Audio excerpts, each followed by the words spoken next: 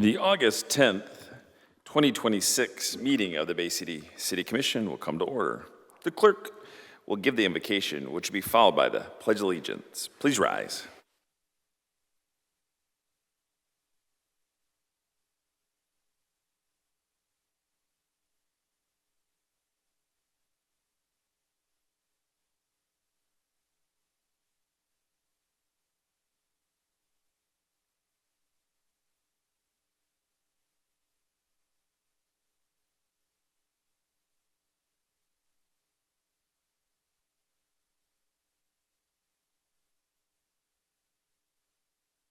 Will the clerk please call the roll?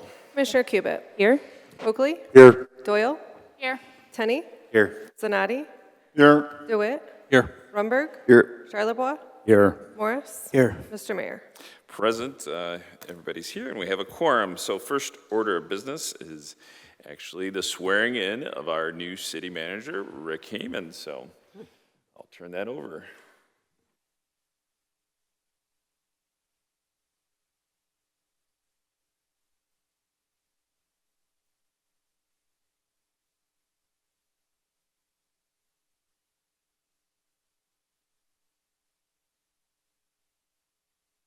If the family wants to come up.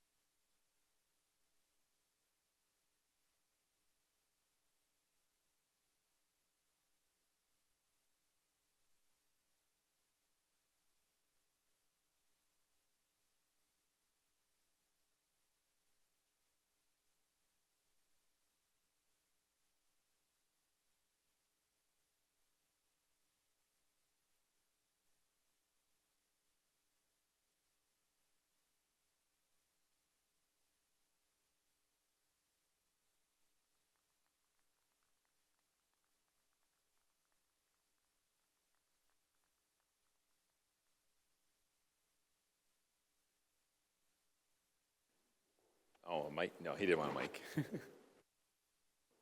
All right, well, congratulations. Officially sworn in, thank you. All right, so our next order of business is the adoption of the agenda. Is there a motion to adopt the agenda? Commissioner Cubit? Motion to adopt the agenda. Is there a second? Commissioner DeWitt? Second. Do any members of the commission wish to add an item to the agenda? Okay, so seeing none, will the clerk please call the roll on the adoption of the agenda? Commissioner Cubit. Yes. Oakley. Yes. Doyle. Yes. Tenney. Yes. Zanatti. Yes. DeWitt. Yes. Rumberg. Yes. Charlebois. Yes. Morris. Yes. 9 yes. Thank you. The agenda for this evening has been adopted. Next order of business is the consent agenda. Do any members of the commission wish to make a change to the consent agenda? Commissioner Cubit. I'd like to pull number 8, city manager recommending land contract with Mike Spencer for the unused city-owned vacant property located at 501 Michigan Avenue for the amount of $200 to build a single-family home. Okay, that'll be removed. Commissioner Coakley. I'd like to pull number 6, city manager recommend budget amendment in the amount of $0 for the fiscal year 26-27 budget. That'll be added to the regular agenda. Anybody else? Okay, the next order of business calls for public input on the consent agenda. This is the opportunity for citizens to remove an item from consent for consideration on the regular agenda. If anyone in the audience wishes to make a change, please come to the microphone, print your name on the registration sheet, state your name and address for the record, and the item you wish to have considered on the regular agenda.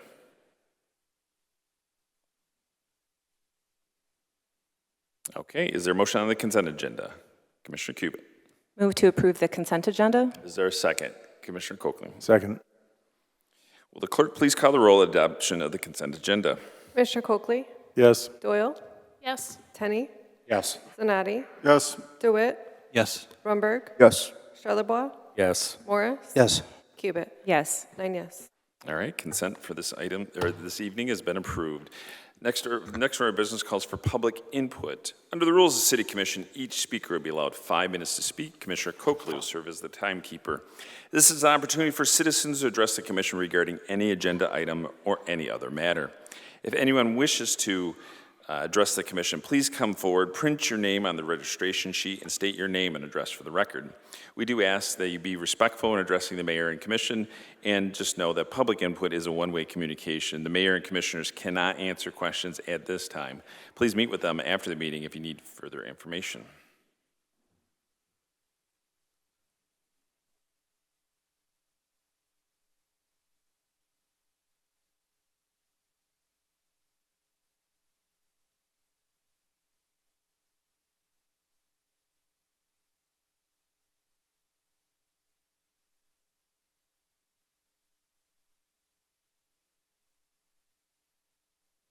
Make sure there's a green button. Okay, all right. Good evening, Mr. Mayor, commissioners, and congratulations, City Manager Rick, and also good evening, all the city staffs.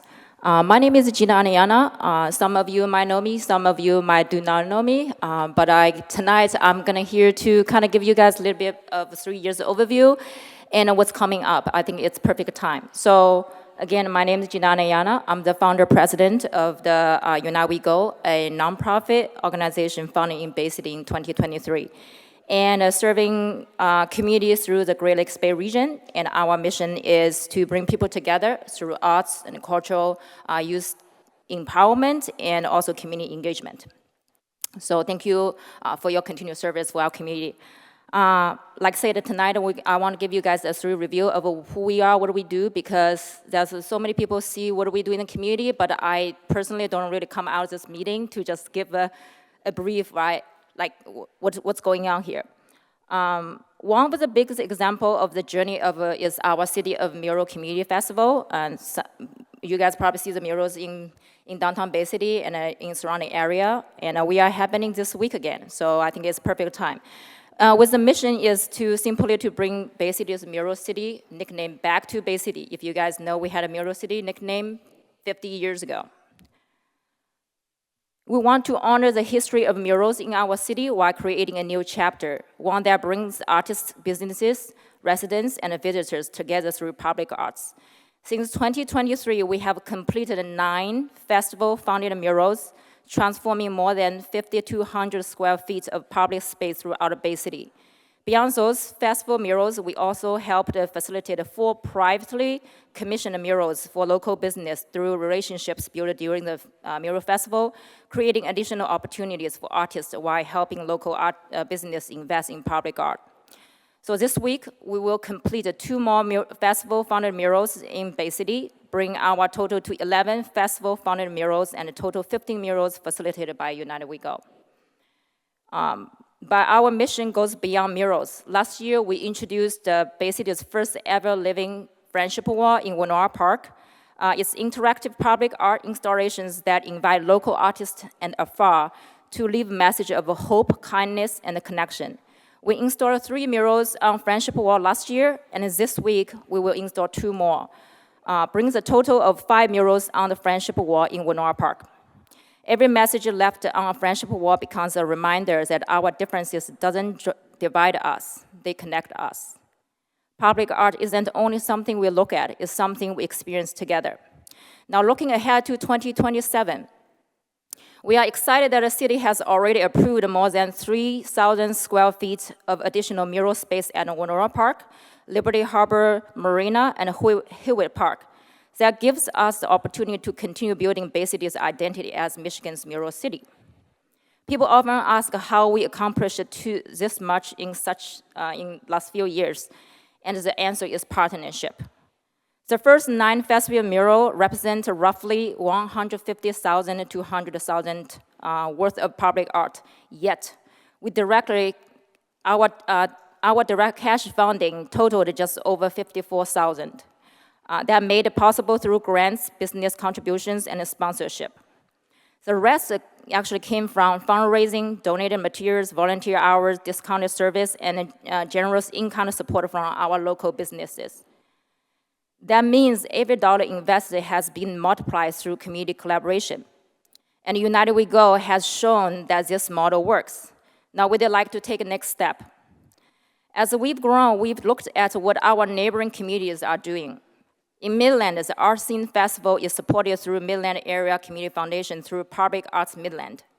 In Saginaw, the Great Mural Project has grown through partnership with the city, the Saginaw DDA, and the public art grant programs that continue to attract additional investment.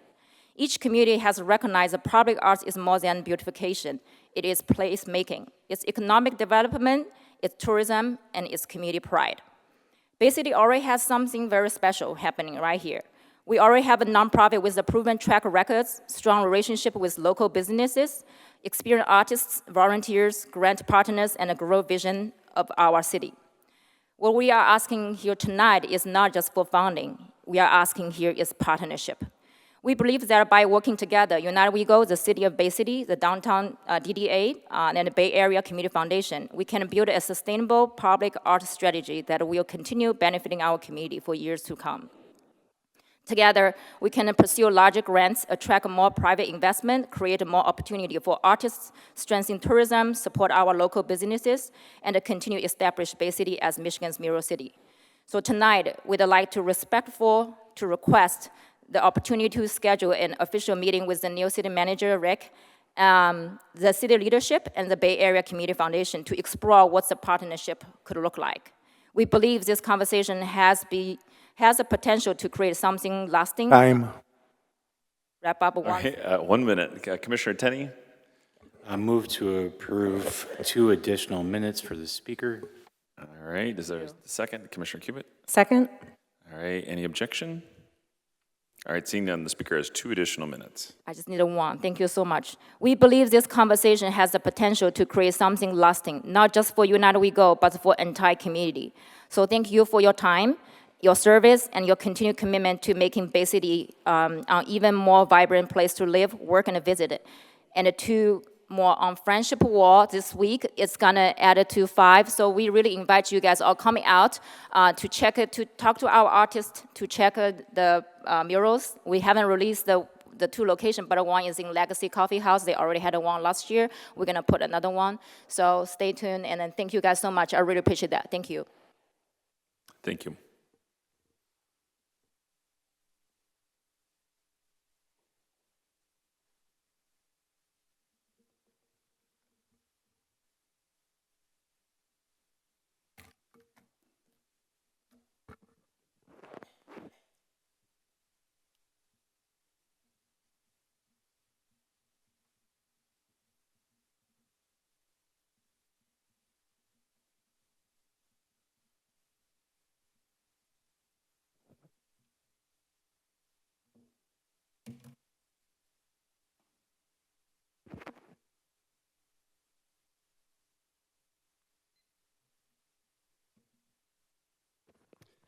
Good evening, everybody. My name is Jeff Reed, 409 in Fillmore. Everything I say up here is my opinion.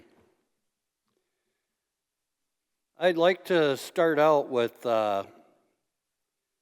asking our new city manager, and you don't have to answer this question, but I think the citizens would all really appreciate it if you did not do business with the Bay City Bridge Partners, don't use their toll bridges.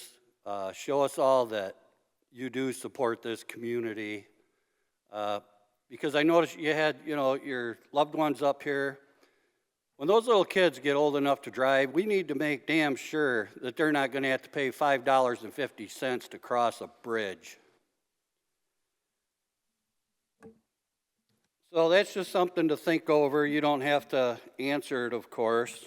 There might be some liability, so we'll just leave it at that, something to think about.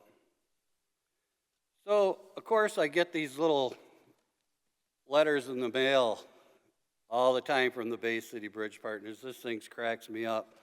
If you look at it, it says, official toll notice, immediate attention required.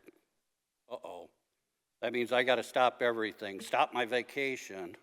I did stop my vacation to come here tonight to express my displeasure with the Bay City Bridge Partners.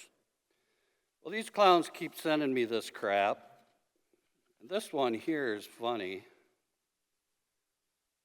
This one here says, let's see, your account has been inactive for more than 720 days. It will be closed if no activity has been, where are we at, determined in the next 2 months. So they're saying they're going to close my account. I've been receiving these stupid letters for a year. I'm over, I'm not using the bridge, they're going to close my account. I really don't give a crap because they don't care about us, I don't care about them.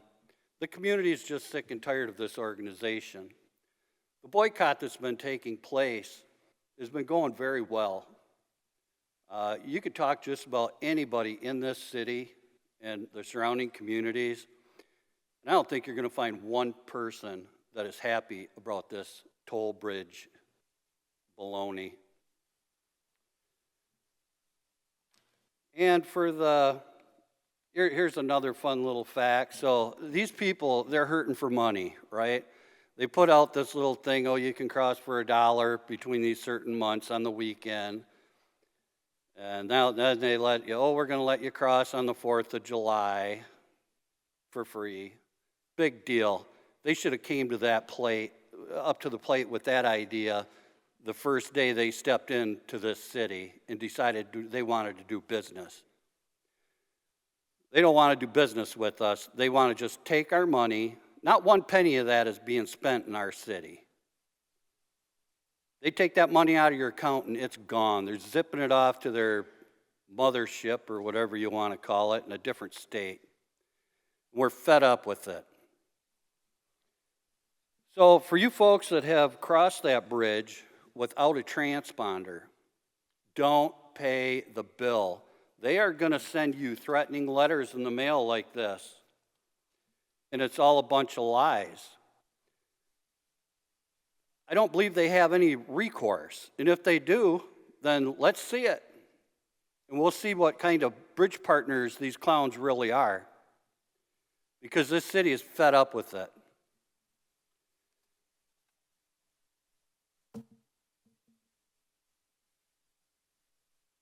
I'd like to close with, well, I'm just disgusted with these bridge partners. I just can't say that enough. And let's just close with, bridges are supposed to be built to bring people together, not price us apart. Thank you for your time. Thank you.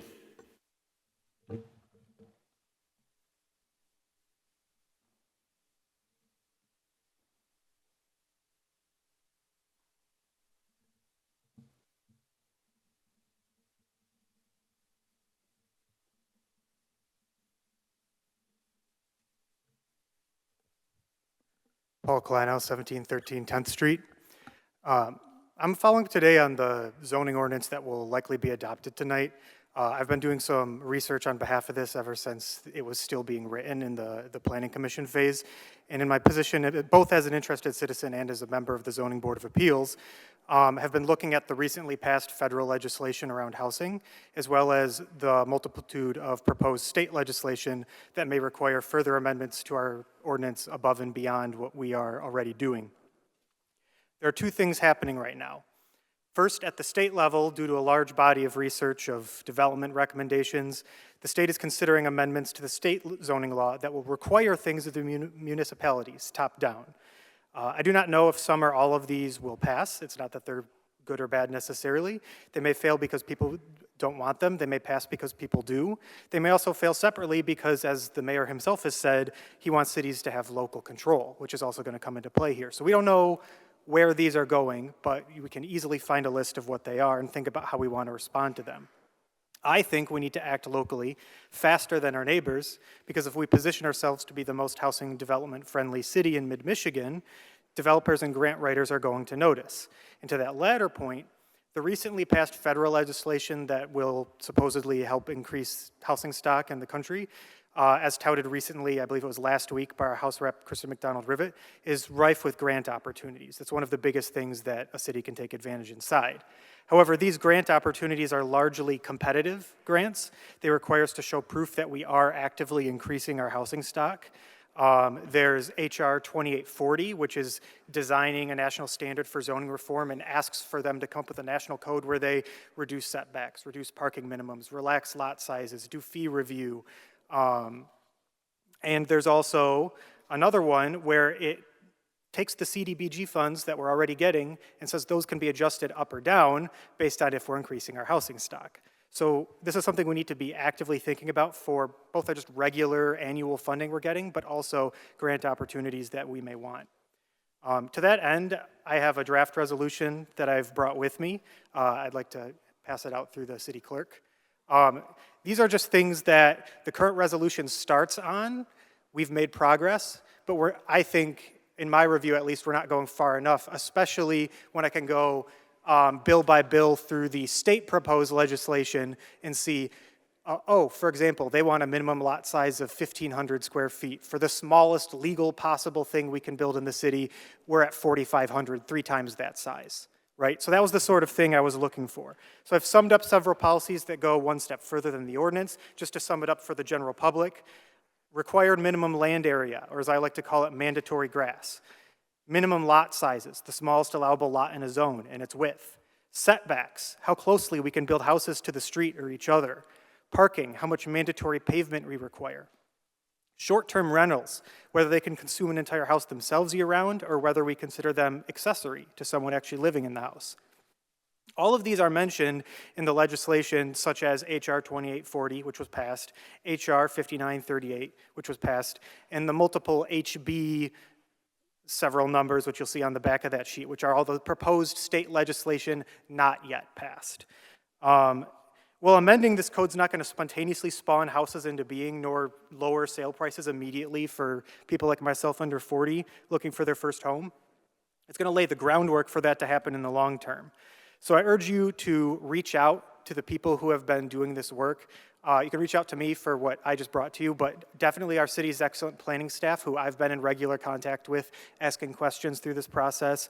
Members of the Planning Commission who would be involved in making any further amendments, please reach out to them before we're fully done with zoning and moving on to something else this fall. We have the opportunity to really get ahead of our neighbors and become way easier to build than they are and make that progress for bringing developers to our area, but also getting those grants that we can really use to help our city solve problems. Thank you. Thank you.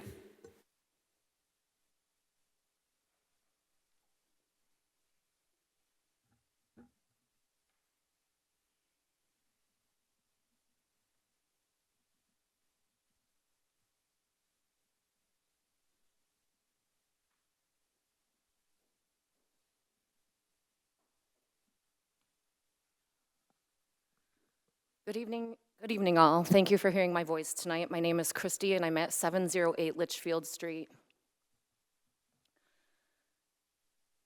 This is an ongoing issue of mental health crisis and drug-related issues that I've been having to deal with for the last 3 years with my neighbor. My neighbor and I have been having ongoing issues for 3 years. The police have taken many calls going back and forth. This year, recently, since May, there was an assault against me, and ultimately I was granted a restraining order. She is out on bond from this. The problems have continued to persist. The woman, since our court hearing on July 8th, has tried to poison my dog and vandalize my property. I was outside with my dog when the item was thrown for the dog to eat. So basically, since I do have cameras, but I didn't catch the video, I seem to be dismissed in this situation as she continues. I'm asking for more support, as I'm a single mother with one income, and I can't afford all these batteries I'm going through, and a new camera system, or a privacy fence, or anything altogether. I'm mentally exhausted over this. I love my home, and I don't deserve a constant upset. I filed a motion today for a restraining order to be modified in hopes of another outcome I'm continuing to deal with. So So over this course of the time of my 18 years resided here, I've never had an ongoing issue like this that is totally disrupting my peace at my home. I care deeply about this matter and it's escalated significantly. So I'm hoping that the commissioners or whoever's in charge of the Bay City Public Safety can please help me in continuing with what I'm dealing with. Sincerely.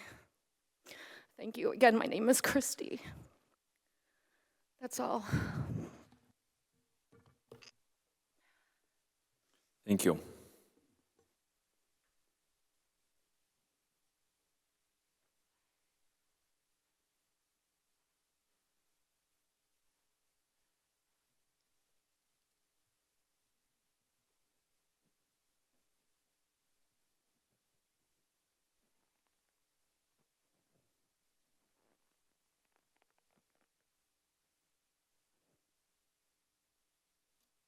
Good evening, Mr. Mayor and our new manager, welcome.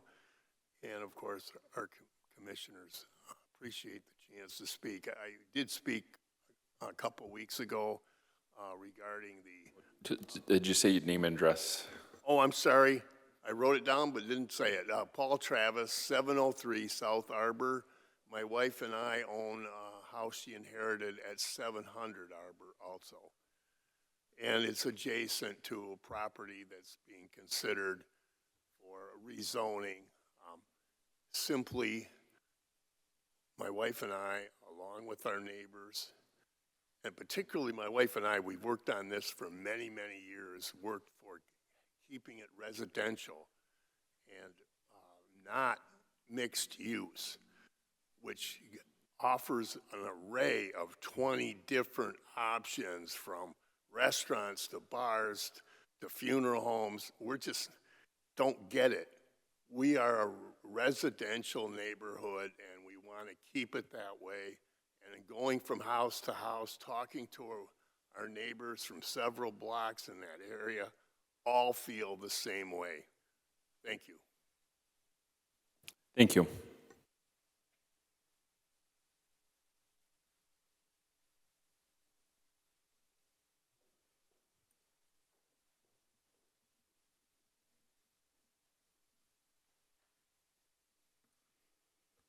Hi, Lori Award, 800 Germania.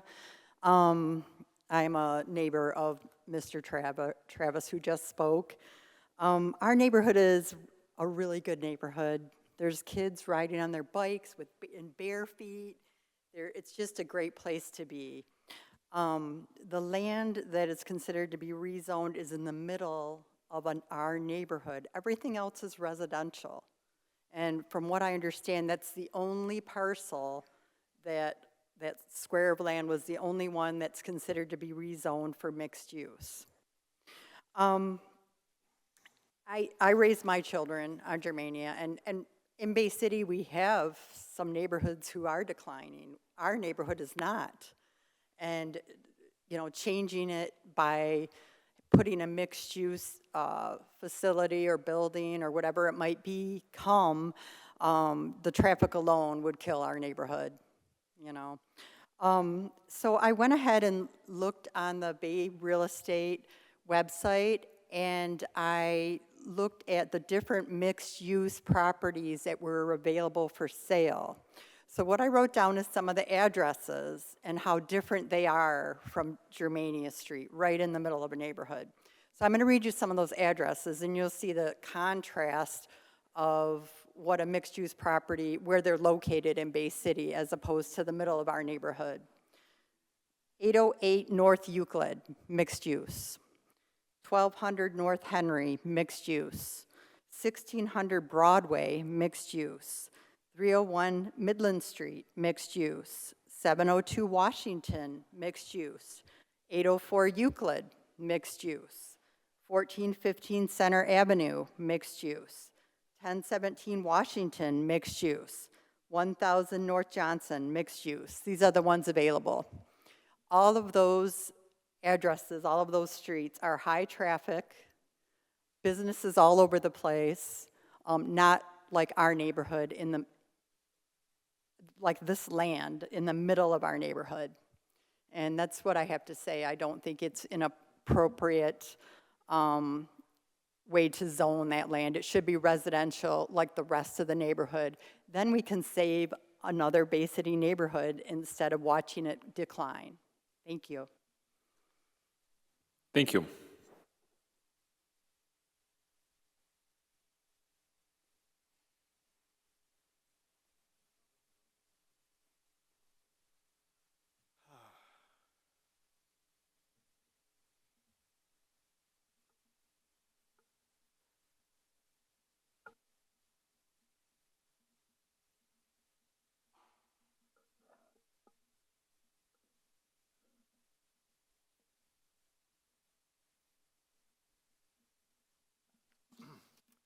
Bruce Eckhart, 810 Germania.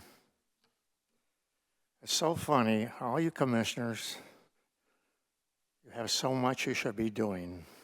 Your streets, hear from your own residents, but all of a sudden this popped up. We got to have this property here. You got to look at the big picture. It was all right all of a sudden, we had a new manager. Oh, a new manager, yeah, we did. And he got interviewed, and he had resumes too. One of the men he worked for was head of the county. Raleigh is a commissioner at the county commissioner's office. It's like a piecing together. You got things going on together. You're in now. You owe me. Let's get this going, you guys. And I'm very fed with you guys because you're not doing your job. Ever since you've been here, what have you done right? Oh, let's get prayer out of here. I don't want prayer no more. What? Did I vote you for prayer? Did I vote you to stand up against the illegals and keep the illegals in and fight ISIS? No, I didn't. But you're in there, though. So that's scary what's going on. But see, all of a sudden, you get people here that it's on your side. And now you have the Democratic Socialist Party. Oh my, I wonder who attends that last week. Anyone to stand up, anybody? Stand up, come on. Oh, you want to hide. And also I find out they belong to the Muslim Brotherhood. They're all interwoven. That's all I got to say. I'm ashamed of you guys. Thank you. Thank you.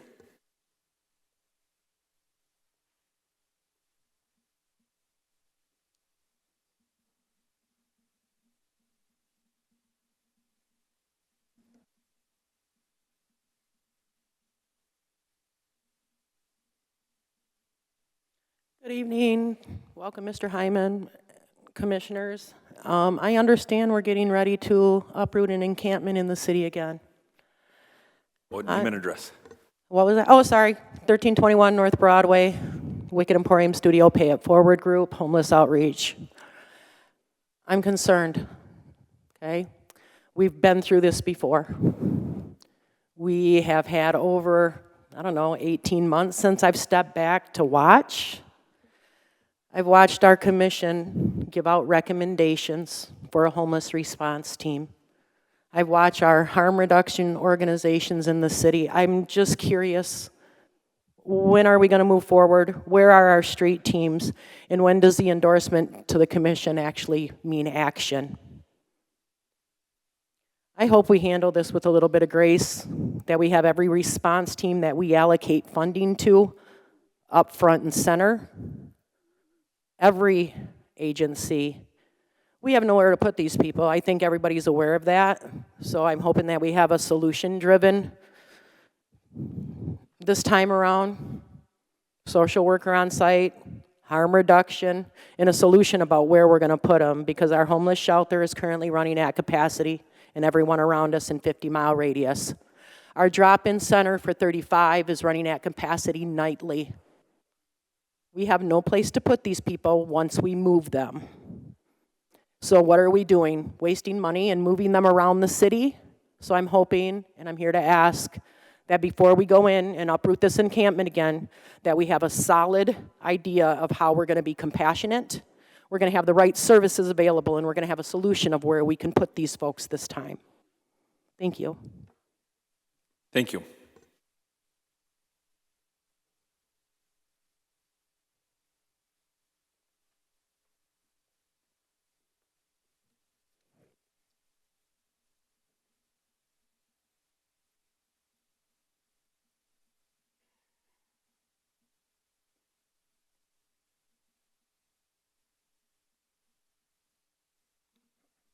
wasn't going to speak here tonight, Oh, can you make sure the mic's on and name and address?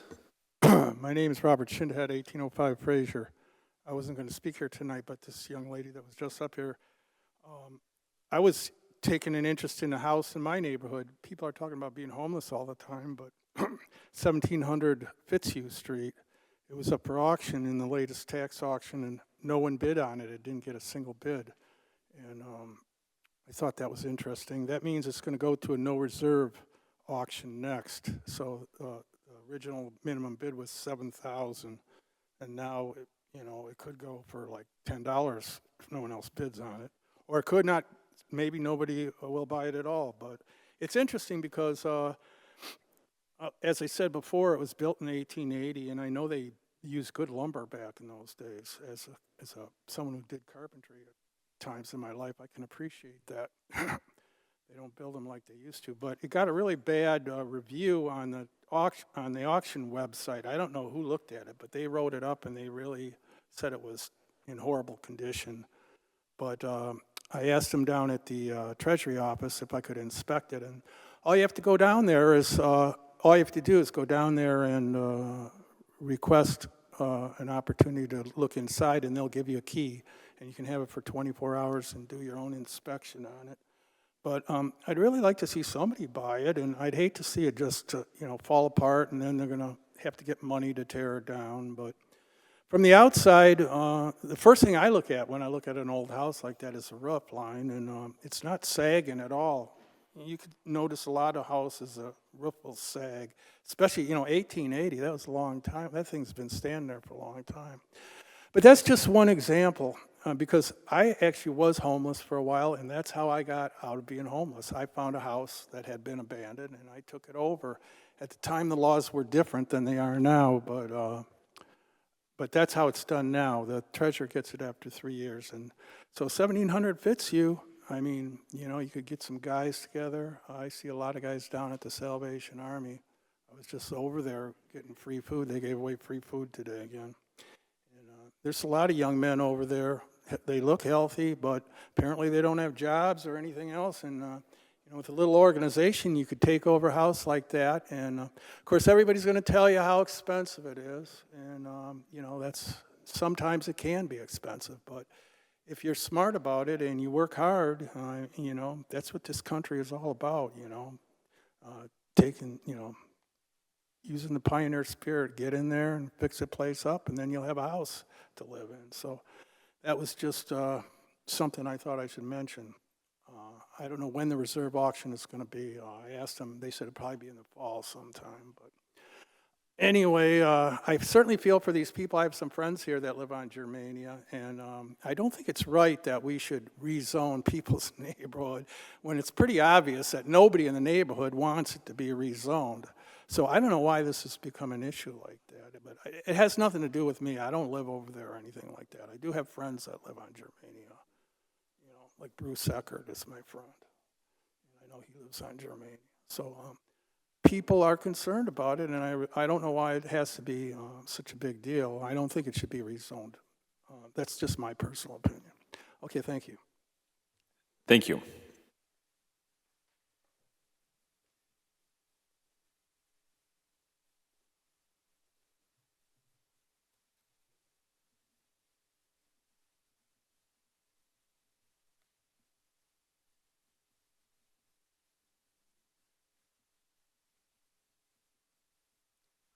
Hi, my name is Becky Larrabee, and we live at 407 Germania Street.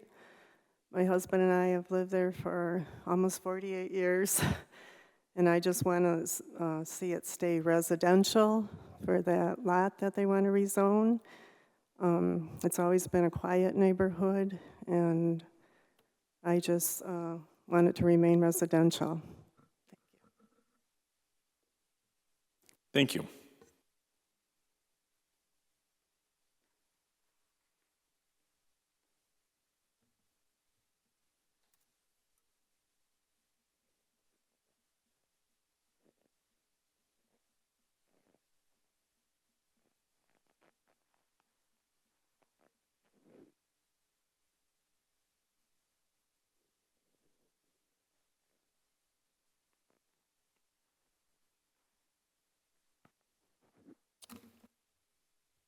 Good evening. My name is Walter Sabo. I reside at 1000 Germania Street, and I've probably lived there 40 years. My wife has lived there longer. Speaking to the mic. Oh, I'm sorry. Is that better? The property that's been discussed prior to me getting up here is what I'm here to discuss also with you folks. This property does have a history that goes back. Our mayor, Mr. Gerard, does go back and understands what some of the history was because he was our commissioner at one time. So my records basically show that this history goes back starting like in 2013. There was a development, a low-income housing development proposed for this property. Then there was a hospice development in 2014. And then the last one that we dealt with pretty significantly, Mr. Gerard should remember it, was in 2019. And that was a developer that basically, to make it simple, he didn't want to spend any of his own money, and he wanted to put the burden on the city and also on us as the residents. So, and we successfully turned that around with you folks. So, I don't have any paperwork as far as the property is concerned, but there used to be an old machine shop on the, I would say the southeast part of the property. And I'm pretty sure that there's some contaminants in the ground there because the last guy that was proposing to do anything, he was going to do minimal excavation work. So everything was like a slab on grade and things of that nature. So there are some issues with the property that would require probably some decent bucks to clean it up. So I personally drove by the property today knowing that I wanted to get up here and discuss it with you. And this is my vision of future development for this property. And we suggested this a few years ago too, things that I don't think the neighborhood is against development, but we want something that fits in with us, and we want the developers at least to talk to us as to what's acceptable to us. This property has a decent river view. If you cut the trees down that are on the river there, you got one heck of a view of the river. It also borders River Walk, which is used every day by hundreds of people. It's a nice piece of property. It's like a whole big block size. So, an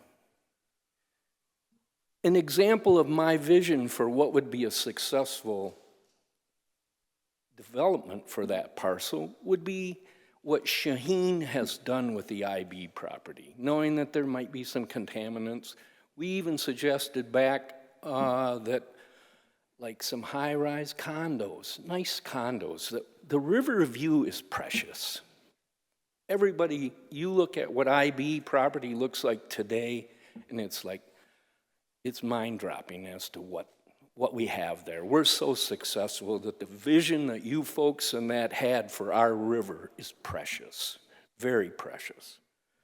So Shaheen Development did the IB property. We waited long enough, and you look at what we have today, it's precious, like I said.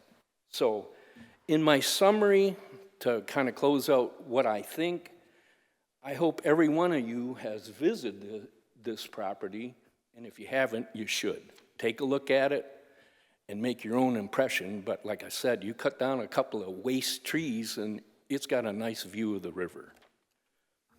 As our elected leaders, we expect your vision for this parcel to not burden the city or us, the taxpayers, with a project that pretty much you've heard from most of us doesn't enhance the area. It is a residential area. It's a nice residential area.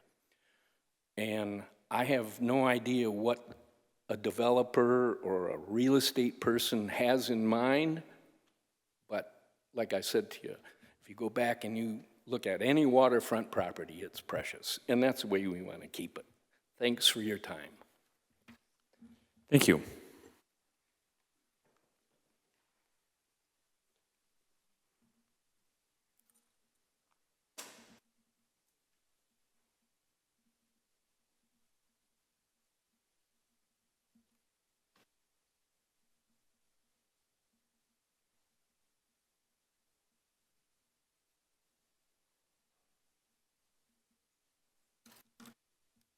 Good afternoon.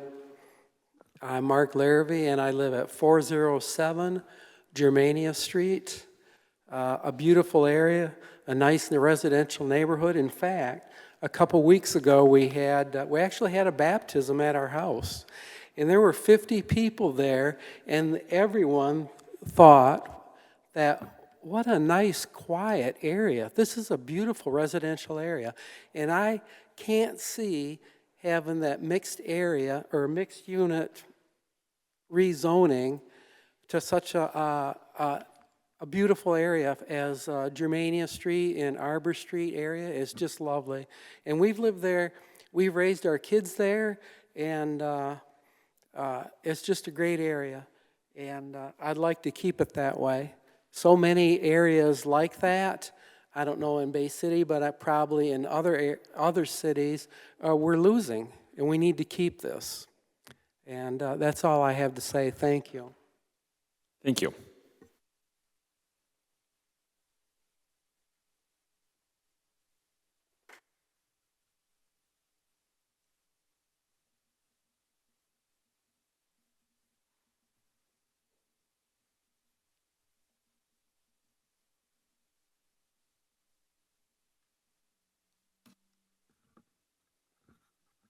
My name is Jody Figueroa. I live at 400 Germania, right on the corner of Main and Germania. So I end at Germania. To the north of me is the park, the John F. Kennedy Drive.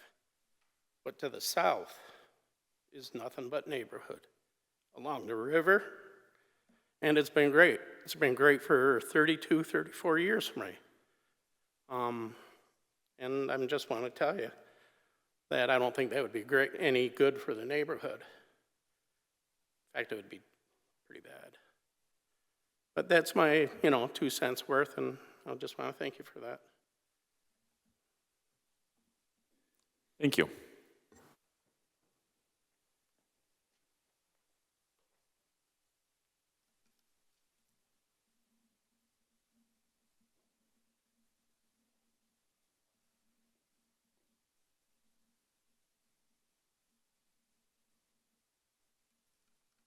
Hi, my name is Cindy Resler. I live at 608 Germania. The property that everybody is talking about is directly right across from me. I've always wanted to live on Germania all my life. I finally got the opportunity to buy the house there. And now we're finding out they want to not make it residential. They want to put apartments or whatever in there. I am totally against it. There's little kids this big, playing on the sidewalks all the way down the block. The neighborhood's wonderful. The people are wonderful all there. It's a nice, quiet, residential neighborhood. And I think that if they put something in there that has to do something with the streets, with the parking and everything, it's going to be a big mistake because we can barely get one car down that road right now. And then when the train comes through, all these people are trying to rush down the street, trying to beat that train. They're going 50, 60 miles an hour, which needs to be taken care of also. I just feel it's wrong if they put anything else besides the residential area. Thank you. Thank you.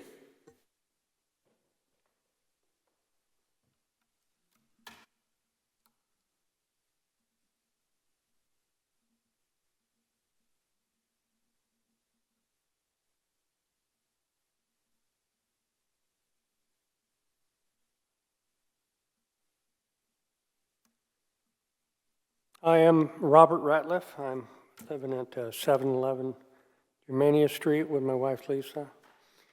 We just bought the house 3 years ago. We were attracted to the neighborhood because it was single-family dwellings for the most part, and it was quiet very quiet, and the walk was right nearby, so we do a lot of walking every day. We go past this property in question, and you know, I'm an engineer, and I think about a lot of things, and you know, I can see what could be done there, but the important thing that the neighborhood needs is uniformity, and I believe that that's best for all our investments in the property, and it's what we want to pass on to our children, and we don't want them to have a degraded neighborhood in the future. I would be really concerned if there's toxic chemicals on that, and if you don't have any definitive information, I think it should be explored, and I lay that on the city to take responsibility for that, making sure that that's still safe. Every year, 4th of July, all that area is completely filled up with people parking to see the fireworks off the bridges. And, you know, so I don't know what other use that you could come up with that might be more community. Extending the park would be great, and putting a couple single-family homes on Germania Street. The other thing I want to mention that you could do to improve the area even more so is the maintenance of the streets. And I think that it's been neglected. We haven't seen any work done on those streets since we've been here. And, you know, it's quite hard on the vehicles. And I think some people feel that the only way to get over the bumps is to go faster, and it becomes a hazard. So there are a lot of children playing on the streets there. And I always did when I was a kid, played on the street. Perhaps a neighborhood center could be pushed there too, to maybe get them involved on this side of the river or that side of the river. So I just want to voice my opinion, because I've come to know a few neighbors of late, because we always walk, and you know, I'd like to see the neighborhood stay the way it is. That's all I got. Thank you.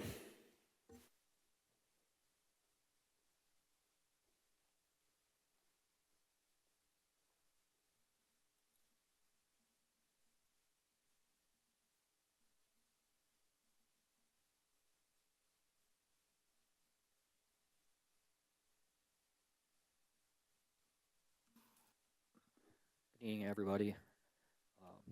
So I just kind of noticed something, and obviously, you know, there's a lot of people here from Germanian Street, and I do have a couple family members that live on Germanian Street. I'm not really sure what's going in over there, or what it's all about, but just hearing them talk, it's kind of cool to see how like stable they are together. Like, they're all here to tell you how they feel. So I hope you really do listen to them, because I mean, I really hope my neighborhood's like that. You know, I've been really on basically complaints, trying to get people to start coming here and making their voices heard. But last commission meeting, I spoke pretty loudly about the Germanian Street being redone and why State Street ain't being redone, which leads to a lot of these businesses that we're doing. Is this a special interest thing? I mean, I could be wrong. I really don't know, but I'm just trying to put things together. It's like all of a sudden we're talking about rezoning an area of residents, and we were talking about redoing Germanian Street, which really does not need to be redone, and there's other roads in this city that really need to be redone. So I'm just trying to see if there's like special interest stuff going on here. I noticed lately there's a lot of special interests within this city. Things like, you know, we went through the immigration thing. That's a special interest. Let's start taking care of our city. Let's take care of our roads. Let's take care of our fire stations. I mean, I was young, and I really truly believe, and I could be totally wrong, and I'm really going to start looking into it, but I really thought there was a fire station on South Winona Street too. And as I was over here looking it up, that little plot where I believe the fire station was, and I could be wrong, or may not have been, but I'm pretty sure that was a fire station down there.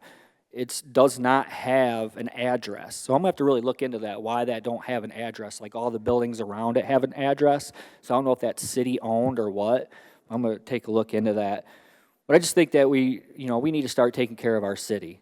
We need things like fire stations and stuff. We need a strong police force and stuff like that. We need good, strong, healthy roads. And we need real businesses in this city. We need businesses so when we talk about having homeless, that they actually have a chance to get a job that they can actually live and thrive off of. Not just all these little businesses that are downtown that are actually kind of irritating me right now, because I was telling my fiance that as we're walking downtown and enjoying Wednesdays in the park, a high majority of these businesses down there have signs up in their windows about no public restroom. But you're serving the public. The public walking around down there. There's not like no bathrooms down there. So, sometimes people have to use the bathroom. And then obviously that's what's happening is they go into these restaurants and they use the bathroom and they're putting signs up there. Kind of how disrespectful is that? I get they're private entities in a way, but they're here serving the public. And the public sometimes needs to use the restroom. And I think we need to start looking into that, especially as the city manager, what we can do about having businesses that are in our downtown locality with signs in their windows saying no public restroom. We only serve our customers.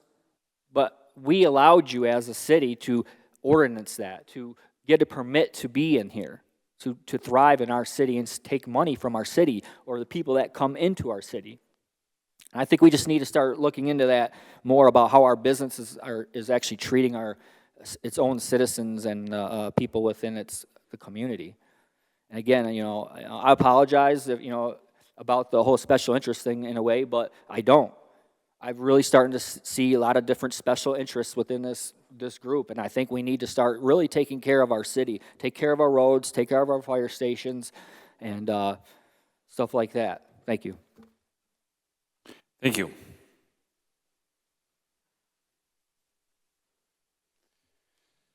Okay, next order of business are the remarks of the mayor and the commission. Do any commissioners have remarks? Commissioner Cubitt. I was actually hoping we could bring maybe Adam up or whoever you think might be appropriate to maybe talk about the mixed use and Germania Street and maybe the history of the property, since there's been quite a lot of discussion this evening to Mr. Mayor. We do have an agenda item that would probably be the appropriate time for that. Because you're going to be voting on it, so yeah.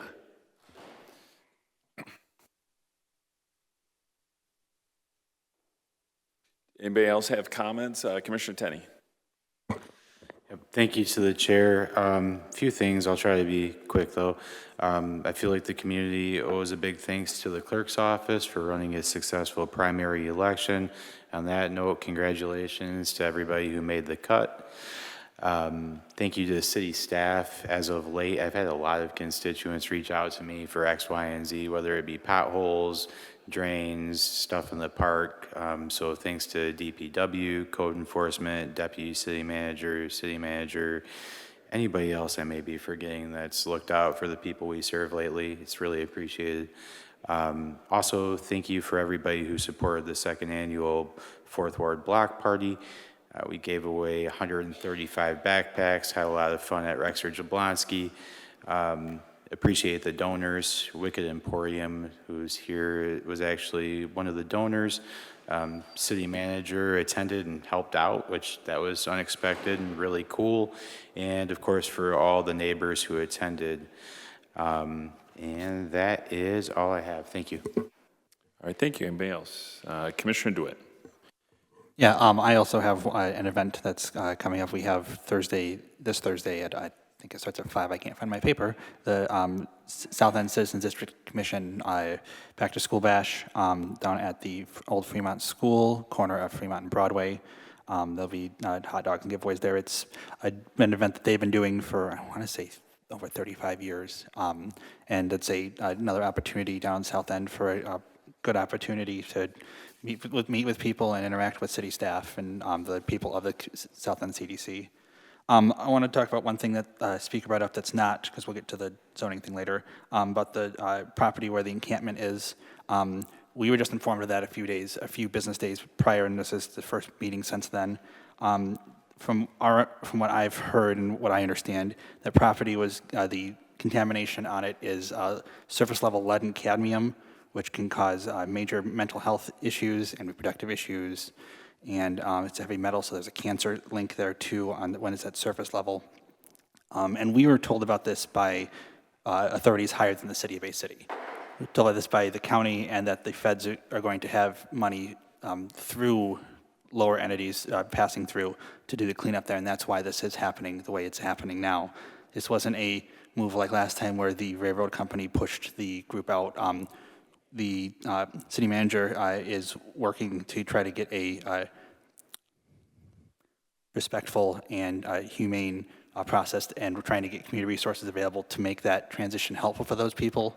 But the contamination there is a major physical and mental health risk for those who are living down there right now. And now that we are aware of it, we are required to take action. We can't let those people sit in actual contaminant. The last thing I really have for tonight is I mentioned the last meeting we're going to work on getting a subcommittee together for trying to figure out revenue options for local streets and public safety infrastructure. And it was supposed to be this meeting, making a couple changes to how the committee is going to be worded, so that it's expected at the meeting next week on Monday.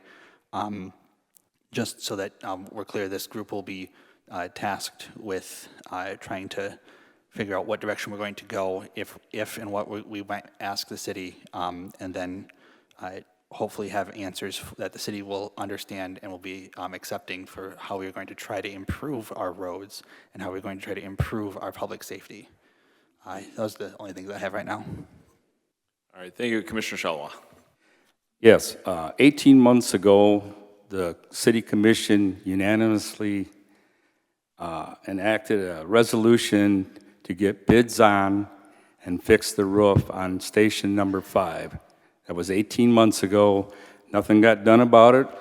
Through the chair, if that's the way to go, to the city manager, I'd like to hand this to you, the original resolution, and see if we can't get that done.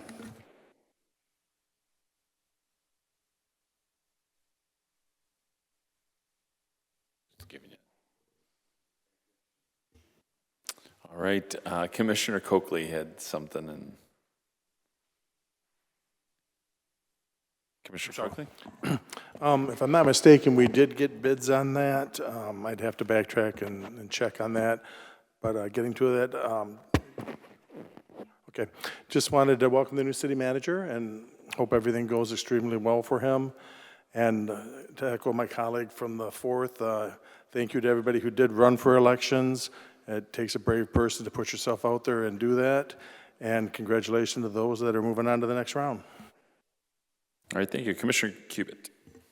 Yes, we are going to be having a small groundbreaking ceremony for Carroll Park. So there was some grant funding that was secured, which is fantastic. We've got a great group of people that have been working on that. And so it's going to be on the 17th at 4:15. No RSVP required. You can just join us. There will be a much larger dedication once the park is all done, which will be probably more fun. But if you want to join us for the brief groundbreaking, that'll be coming up on the 17th at 4:15. Additionally, I just wanted to briefly comment on if we have new information that there is contaminants that are potentially dangerous to people that might be coming in contact, I would hope that the very first thing that we do as the city is to pass along that critical information to those that might be affected so that they can make their own choices as we all work together as a community to assess options, resources, and try and be good community partners. All set? All right, thank you. Anybody else like to make any comments? All right, I just have a couple. Want to thank our Department of Public Safety for the National Night Out. Great event. I think it was bigger than ever, so kudos to everybody involved to make that happen. I think definitely to get people part of their community, it's to get people out and meeting their neighbors. So a great event. I think it was well executed, so pass along our thanks and appreciation. I want to thank United We Go for coming and talking about the Mural Festival, and that continues to add to our community, the vibrancy, and to see those murals throughout the community, I think add to our history here. So I look forward to seeing the new murals come up in our community. Had the opportunity to attend a ribbon cutting for the Leadership Bay County project, which is a new playground in Winona Park. And what that'll allow, it'll be actually fenced in. That's not complete yet, as I know of. But what it'll allow is for additional daycare. We know there's necessity for daycare services to allow folks to go to work. So, so United Way will be working on that once that playground is complete and to offer alternatives. I do want to bring up a concern that's been raised to me. You know, we do have ordinances around short-term rentals. There are some concerns in neighborhoods that, you know, folks are turning properties into short-term rentals, and there's some of them are like drop house, party houses, and it has impacted some neighborhoods, and some folks are concerned about that. So I don't know if that's something we want to be kind of looking at, and you know, it does lead, you know, the excessive number of short-term rentals can cause problems in certain neighborhoods, and especially if we're not enforcing, you know, NORS ordinances and things like that. I'm not saying that we are, but there's been some problems with those that I think we should probably take a look at. And I do want to echo the sentiments about the elections. I think everything went pretty smooth is what I hear, so thank you for the clerk for administering sound elections for our community. There is a celebration tomorrow from Mid-Michigan Community Action Agency celebrating 60 years. And so that'll be at their facility in the evening. I don't have the exact time frame in front of me, so but if you search out for that, I'm sure it's posted. So they do, yep, 4 o'clock, yeah, 4 to 6 at their facility on Washington Street. So, and that's all I have. Welcome Rick, 'cause it's again, welcome our new city manager into service. So he's already has lots of tasks ahead of him. So I'll turn it over to the new city manager. Thank you, Mayor and Commissioners and members of the community. So I've been tasked with my Public Safety Director to a couple shameless plugs here, I guess. Citizens Public Safety Academy runs from September 2nd through November 4th. Meets once a week on Wednesdays from 6 to 9 p.m. And I see, and it's so great to see so many people from the public attending these meetings, not just this one, but previous ones. So I'd like to encourage you to, you can call my office, and if you would consider the Citizens Public Safety Academy. And also we have some openings on some boards and committees that we need some of you and your friends and neighbors to consider applying for. So again, if you're interested in serving the city, some boards meet fairly frequently, and some committees, some I think as little as quarterly. But we need your help. So please call my office to consider that. I want to take just a few minutes to let everyone know how pleased I am to be here and how much I've appreciated the welcome I've received during my, I think I'm on day 10 today, just completing day 10. Over the next several weeks and beyond, I'm putting together a plan to present to the commission. I gave myself 100 days to listen, learn, get out into the organization and into the community, and to put together a plan for roads and for jobs and for housing, the fire stations, And some of that may trickle in, but ultimately, by the end of the 100 days, I should have come to the commission with some kind of a plan and timeline for improvements in all those areas. You know, the first 2 weeks have really reinforced something I learned a long time ago in the Army. That's that organizations aren't really run by the people at the top, they're run by the people who show up every day and do the work. And I've certainly seen that here. I may have walked into an empty office, but I certainly didn't walk into an organization that was standing still. From that first day, employees stepped forward to fill the gaps. They helped me to find my footing, answered questions, provided background and history, and pointed me in the right direction. But most importantly, they kept the work of the city moving forward. It's just been very, very heartwarming and impressive. I don't necessarily like to single out people, but I do want to start with Deputy City Manager Tony Reyes. He's been an invaluable resource. I think most, if not all, of the commissioners recognize that because he's been the one that really is credited for resolving things like pothole complaints and other neighborhood issues. Not me. It's really been Tony. And then I continue on with the department heads, supervisors, administrative staff, and employees at every level of this organization have really filled the gap and are in the process of trying to train me, the rookie. They've kind of taken me under their wing, and I just want to thank them publicly. But it really says something important about the organization. When there's a gap to fill, people step up and fill it, and I think that's true of the community as well. I've tried to spend a lot of time out in the community so far, been to some great events. National Night Out was great. Commissioner Tenney's backpack, I'm not sure what you call that, backpack event was fantastic. I'll continue to do that, to be in the community, to tour various neighborhoods, walk through them, drive through them, because that's how you learn. I also want to end by saying I want to welcome Christiana Malacara, Christiana wave or stand or something, to the city manager's office. Very pleased to have her joining our team, and I know she'll be a great addition to the organization. Still have a lot to learn. And so that's what I need to be doing right now, learning. And one last thing I guess I want to say is Bay City has employees who care about this community. They know their jobs and they step up when they're needed. It makes me really optimistic about what we can accomplish together. And again, I encourage you all in the audience to encourage your friends and neighbors to step up and apply to join a commission, a committee or a board, or go to the academy. We have lots of stuff, lots of ways that you can help. So I encourage you to call my office, and thank you very much. Thank you.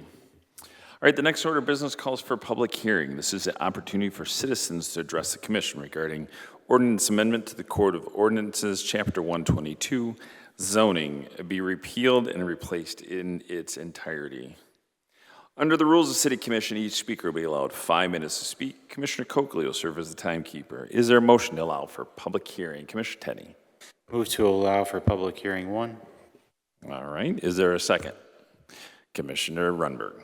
Second. Thank you. If anyone wishes to address the commission regarding a public hearing item number 1, please come forward, sign the registration sheet, and state your name and address for the record.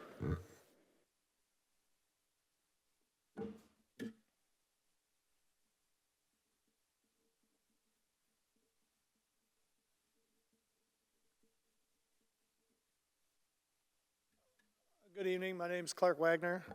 I don't live in the city anymore, but I own several properties throughout the city. And on this agenda item, I'd like to say something positive about what's happening in Bay City.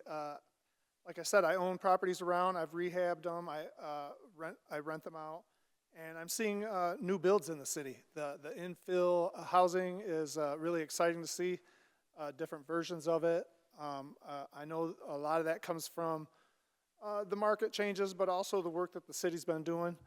Also, I want to say I support an update of the zoning ordinance because we've had our other one for so long. I think it's just a positive thing that we can update that for the current situation. That's all I have to say. I appreciate it. Thank you. Thank you. Anyone else like to come forward for public hearing number 1?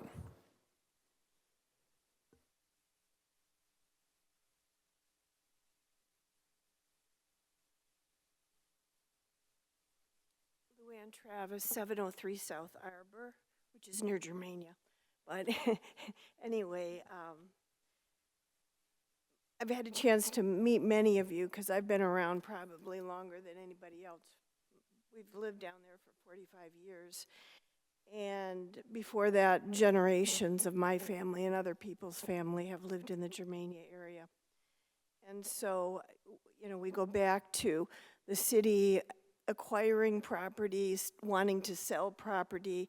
We've gone through hearings. It's just been quite a process, and to be heard has been a challenge. We at one point had to have 350 people sign a petition just to be heard because we were, quote, railroaded when the Riverwalk, the Crooked Bridge came through. And that at least gave us the opportunity to be heard. My husband worked almost monthly with the city and the county, or the community foundation. And now we have a much better Crooked Bridge. It doesn't go right behind looking into my, you know, wherever it might look into in my house because it was right across my yard. I've been involved with the planning, the master plan. My concern was that there was some modification that needed to be made. And I was appreciative that the commission did make that. I was a tree. Next time my house is a tree, I want to at least pick out what kind of tree I am, like a willow or, you know, because that's property that people would like, the city would like it to be park at some point. And, you know, we've been down there a long time. We've been down there when the city was not what it is now. It was kind of the cesspool of a community, and nobody wanted to do much with it. We're very happy that the city and all have taken interest in the river, and it's a wonderful asset.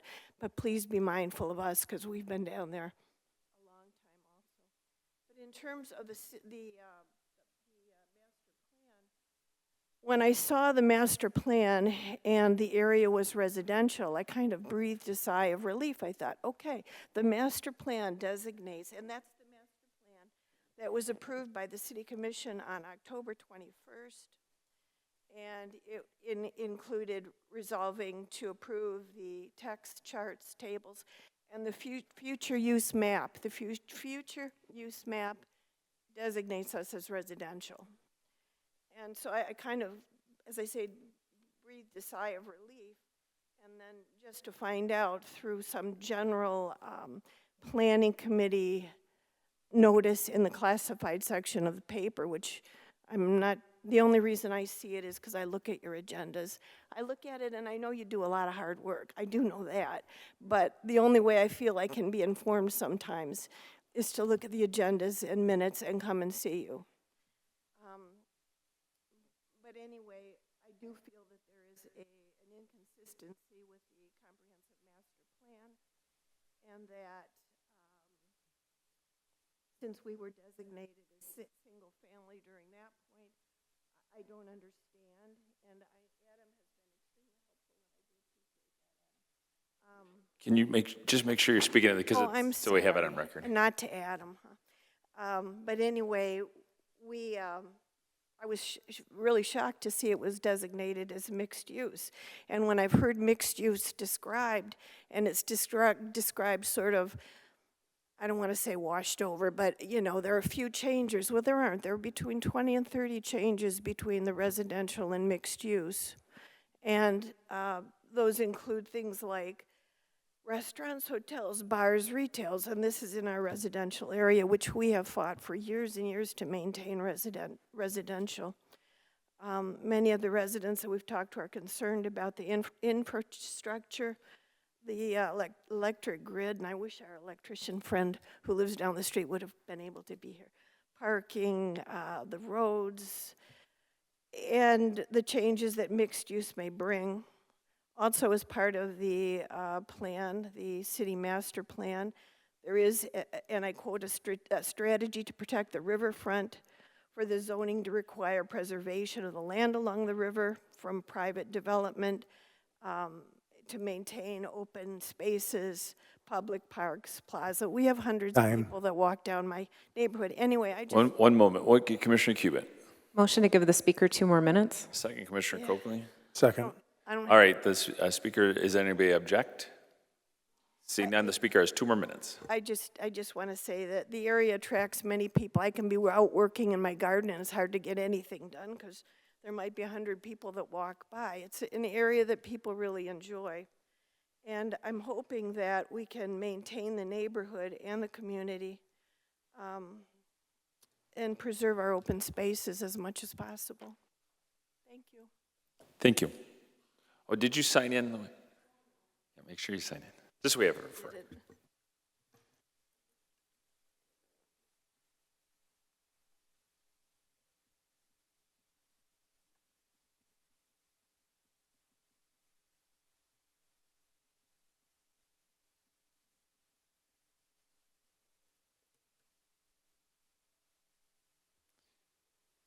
Anybody else like to come forward for public hearing number 1? All right, seeing no one, we're on to special orders. So the next order of business, special orders. Will the clerk please read the next item on the agenda? Special order number 1, city manager recommending ordinance adoption to the Code of Ordinances, Chapter 122 zoning, be repealed and replaced in its entirety. Recommendation approve. Is there a motion? Commissioner Cubitt. Move to approve. Is there a second? Commissioner Tenney. Second. Okay, discussion. I think there's going to be a lot. Commissioner Cubitt. Yeah, first off, I'm just really grateful for all of the residents in the Germania Street area that came to be so engaged and to learn and dialogue throughout this process. I really value that. So I want to be clear, this is a major agenda item, I know, but I know that we have some clarification questions and kind of maybe give us a quick recap of what's on the agenda, why it's on the agenda, it's been a huge process to get here, and this is the final step and why it's important. So I know we've had a variety of presentations on that, and Adam, I'm glad you're up here, but I also very much hear the concerns about this particular piece of property, which even just looking it up, if you look at GIS, and I know there's sometimes a property that I see that it used to have this industrial building on it, and there's a difference between maybe assessing might qualify a property as this, but then we're having this new map that we're putting out, and so I guess I just wanted to give Adam a chance to clarify what we're doing here tonight, why it's important, and to maybe just respond to some of the concerns from Germania Street and also some of the guardrails that are built into the document to protect against some of the concerns that I'm hearing, if that's okay. Yep, it'd be through the chair to the city manager to direct that, yeah. Yeah, Adam, you want to give them a synopsis? Sure, is it okay if I sit down here? I have a lot of documents in front of me. The planning department has been working on this zoning ordinance rewrite and adoption for at least 1 year, but the process started actually many years ago. It starts with, and it goes even back to, I think, the 2017 master plan, but really the 2024 master plan is the most directly connected to this process. So that was adopted, I believe, in October of 2024, and it is basically the document that the planning department uses as the basis for, hearing what the community wants. And then when we look at this document, we are tasked with executing what the community wants. And the way we do that is through the zoning code and the zoning map. So a lot of the zoning designations are kind of guided by this document. So it is a difficult situation. I've listened to all the, I've been here and I've talked to many people from the Germania neighborhood, and the unfortunate situation is that there are a couple parcels, and if we change those couple parcels, if we augment our zoning code for 2 parcels, we're not just changing the zoning on those 2 parcels, we're changing it for the whole city. So I guess kind of clarifying how we got to that point. The zoning, the master plan has also a zoning plan. So it's how we take certain zoning categories and change them based on what the community has told us. And so that property, the 2 properties, which are 406 Ionia and 409 Mundy, are currently zoned RM1, which is medium density residential. Medium density residential allows for single family duplexes, multifamily dwelling, bed and breakfasts, adult foster care facilities, daycare centers, funeral homes, office buildings, municipal, state, federal administrative service buildings, nursing homes, convalescent homes, orphanages, and many more. And that's what it currently allows. The mixed use zoning does, it does allow more uses on those parcels. There is a possibility to adopt the zoning code as it presently is and making some tweaks, some amendments to the uses. But I am a little bit reluctant, and I think we need to be careful about making wholesale changes to the entire zoning code for just a couple of property to try to find a solution for just 2 parcels. There are some other options that you could potentially rezone the property after the adoption. We typically don't recommend rezoning other people's property without their consent. That's usually not considered a best practice. So I think one other point is that the current property owners have not been, we aren't changing the zoning on any particular parcel to accommodate any single property owner. This is a reclassification for the whole city. So yeah, I think that's kind of my summary of the zoning code. I do have a quick question. So one of the major concerns that the residents have is that they wouldn't have an opportunity. So if somebody wants to build a daycare or duplex now, they could do that. Is that they don't have to come for approvals? That there is a concern that somebody could just come in and if they meet all the criteria, they can build it. So yeah, there's different categories. So there's permitted uses and special uses. So some of those uses are special uses, and there would be opportunities for input. Other are permitted uses.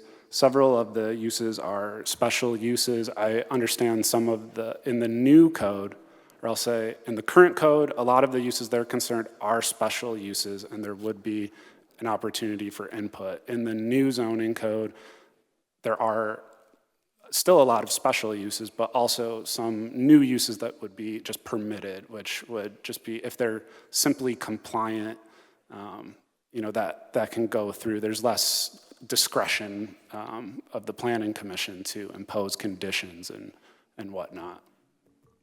Okay, because that's the biggest concern that I hear is that somebody, if they just want to do it, they wouldn't have to go through a process. But I know Commissioner Coakley, did you have some? Oh, Commissioner Cubit then? Sure. Yeah, I guess it is just clarifying when somebody has a green light, and I know part of the whole point of this modernization of our ordinances is to try and thread the needle about making things more accessible and cutting process where it makes sense, but still having the guardrails where it makes sense too. So there's a lot of the specifics in here. I know it's a very dense document, but that there are still opportunities for some of these larger projects. Like if you were gonna put something on there, I mean, they're gonna have an opportunity for input for some of the more concerning possibilities, it seems like. Yes and no, to be totally clear. I mean, yes, the way it is right now, you know, there are certain things you could develop, such as a hotel, where it would just be a permitted use. There, you know, there's a planning commission meeting, but it wouldn't be considered a public hearing, and the planning commission wouldn't have much discretion for imposing conditions on that. So. While that is the case, that property is pretty constrained, even though the parcels, you know, I'm not sure, I don't have the exact size of them with me, but it's not a huge piece of land. So by the time you want to accommodate a use, there are also parking standards. I think those parcels also may have FEMA special flood hazard area on them. So I think that would constrain development. So there would be some significant constraints for like a larger scale development there. And I do believe that it was 2013, a developer did actually get approval from the Planning Commission to put 60 units there, 60 units, but apparently wasn't able to finance the project, so yeah. Okay, yeah, you still have the floor. One last question on this particular piece of property. I know it has a unique history. There used to be a commercial building on it that was demolished, an industrial building. Industrial, yeah. Yeah, it's now, the two parcels are owned by a private owner. Prior plans didn't work out. I guess, have you talked to the actual owner, like about any known plans for this property? No, we haven't done that. I mean, I've been a little bit reluctant because I don't want, you know, this process isn't supposed to be about any particular piece of property. And so I don't want to influence the decision, you know, about how we zone things based on just a particular parcel. So that's the challenge with this process. And I hear the community and the difficulty, you know, that they're facing with, or that they think they're facing with this, so. All set? I am, thank you. Commissioner Coakley. Yeah, so how was this parcel selected? Was it just in the mass? This parcel this isn't about well, this it's parcel. selected because there's a change, so some way or another it was put into this group. Yeah, so I think just to clarify, we're not rezoning, so we're not rezoning, period. Rezoning is when you make a change, you amend the zoning map. We're not actually doing that. We're adopting a completely new zoning map for the entire city. It just happens to be that the way the zoning is changing on this parcel is not agreeable to the neighborhood, and I see why. And that inconsistency that has been referenced, it started with the zoning plan. So there's the future land use map, which has been referenced, and the future land use map shows this parcel as single family. But the zoning plan says any property that is RM1 or O1 will be reclassified to mixed use. So this property is currently RM1. So In order to avoid rezoning, because we are not doing that, we can't tweak one parcel. We'd have to change the whole scheme for how we're reclassifying property. So the future land use map shows single family, but the zoning plan in the master plan tells us that we have to make this mixed use. And that's what we followed when we went through this process. So basically, it was in the bucket that this change was going to happen. Exactly. Now, yes, I have driven down there and taken a look at things. I know the streets are pretty narrow and smaller. So if someone wanted to open a bar or build a bar there, would they be able to? Hypothetically, yes. Yeah, the zoning code would allow that. So would there be any way to stop that from happening, or would it just be you qualify and good to go? Let me take a look at bars. I believe that it would be, so a restaurant or a bar would be a permitted use, but then there are additional standards. Yep, the streets and the parking and stuff. But the use would generally be permitted.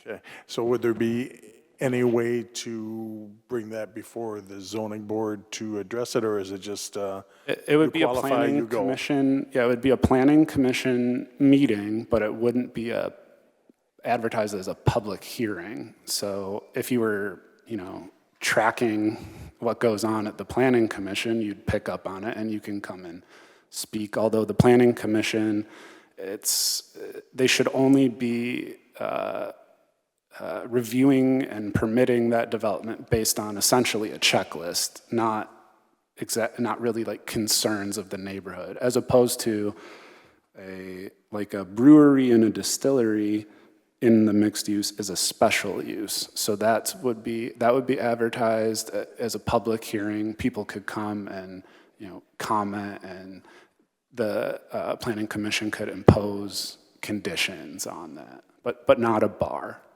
So if we wanted, or not we, because I have nothing to do with this, but if they wanted to open a hotel or build a hotel, you would look at the streets, the parking, and all of that before moving forward with that? Yeah, it would go through, we'd have a pre-application meeting where all the different departments of the city would convene. We'd review the utilities, we'd review the parking. There's additional standards for most uses, so we would review all of that. But it wouldn't be, it's permitted, so it wouldn't be like the neighborhood's comments would be taken into consideration when giving conditions for the hotel developer. One of the biggest questions I have is if we do pass this as a multi-use, is it a definite thing with that? So it could be, well, when it's adopted, we have to adhere to whatever is adopted. We can always amend it, and in fact, we plan to amend it. We have several potential amendments already kind of tied up, so. Which is good. So there is the possibility that once this goes to a vote today, we can revisit that property and make an amendment for that property if need be? So that's what I was alluding to, is that's where it's kind of complicated, because I hear people, I'm just trying to be honest with everybody that if we tweak specific uses, we're doing it for the whole city. So we can absolutely do that. I want that, that's not considered like a best practice. But, I think it is reasonable that we can make, changing a hotel or a restaurant and a bar to a special use instead of a permitted use. I don't see any issue with that. I think that's something we could kind of queue up to be done in pretty short order. It's, like I said, I want this in its entirety to pass, but I do have a question with this right here, because ultimately the city is made up of a lot of neighborhoods, and if we don't listen to the neighbors and their concerns, and at least have that as part of our line of thinking.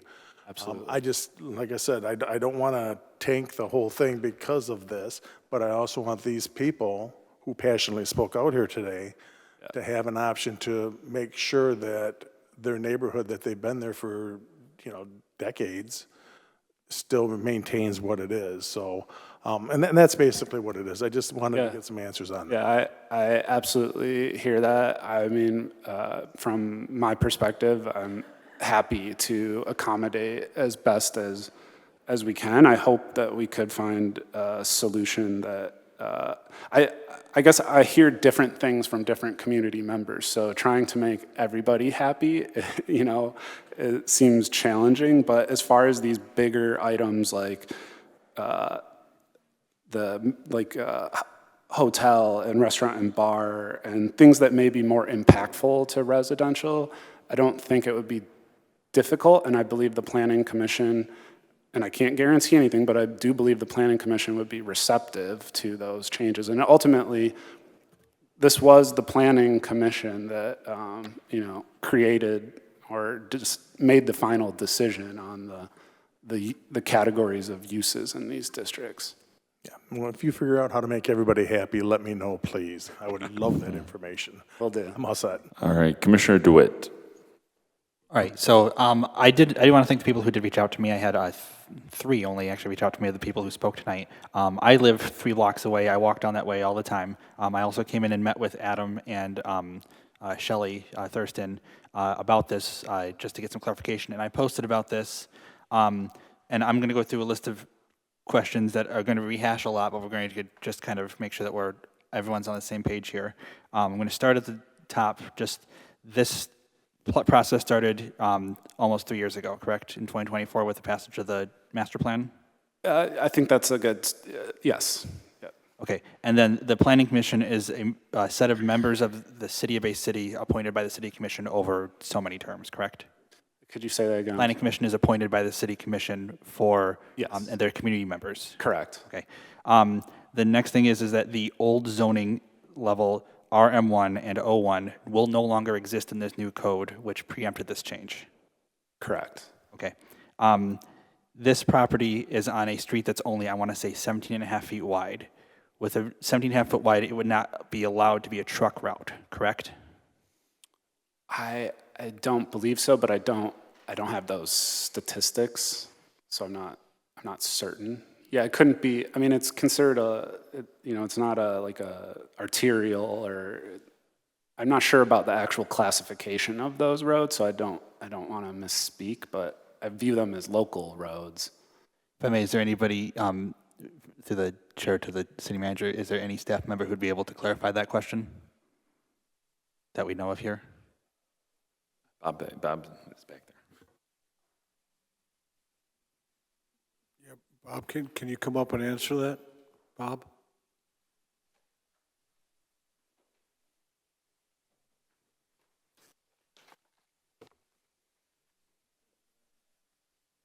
If I could just add something, I know that there's some guidance on page 54 of 169 just explaining what some of the terms of mixed use is, which is pretty clear that we're not talking about industrial heavy truck use anyway, but that's not directly responsive to the question about the truck route. Yeah.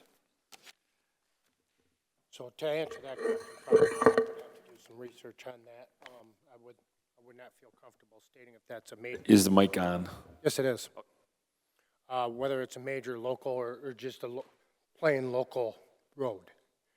I don't have that knowledge in my head right at this moment, but I can get that information to you as soon as tomorrow. Okay, that's the only road question I had, I believe, so thank you. That was the only road question I had, so thank you. I don't know if, I hope you're not needed from anymore. And then when I was in talking with Adam, he mentioned that whole area has a bunch of, I'm calling them zombie industrial zones on plots that are currently not being used for industrial. And one of the suggestions that he had was that after we pass this, we would go through this part of the city, we would look to try to approve a rezone look at this part of the city to try to bring those actually in compliance, which would possibly fix part of the issues around that neighborhood that are on the west of Germania toward Henry and Winona. And in that process, I did ask, and I can't remember which one of you two over there asked this question already, about dezoning this from mixed use to R1, and that was recommended to not because of the possible repercussions of taking a private property and effectively devaluing investment on it, which is a actual regulatory problem, not a problem that we want to have, but a regulatory problem. I was also in this building for the 2019 attempt for the ZBA that was turned down.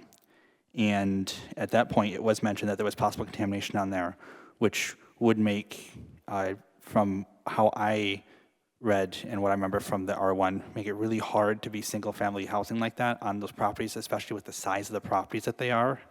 They would have to be split, which is, again, a change of the private property owner to be able to make that adjustment. And as it was said earlier, Adam mentioned that they have not been in touch with the property owner specifically because this is not a rezone of the location, it's a citywide map change. And in that, I asked, in that talk, I did ask about, has there been any talk about an adjustment or a investment in the property? And he said there's been nothing he's heard, and he can tell me if I'm wrong, nothing he's heard coming up about that actually changing. I understand that park, that lot is treated like a park for parts of the year, even though it's technically not supposed to be. I understand that it is a open lot that is much better than it was 40 years ago because of the removal of the industrial area.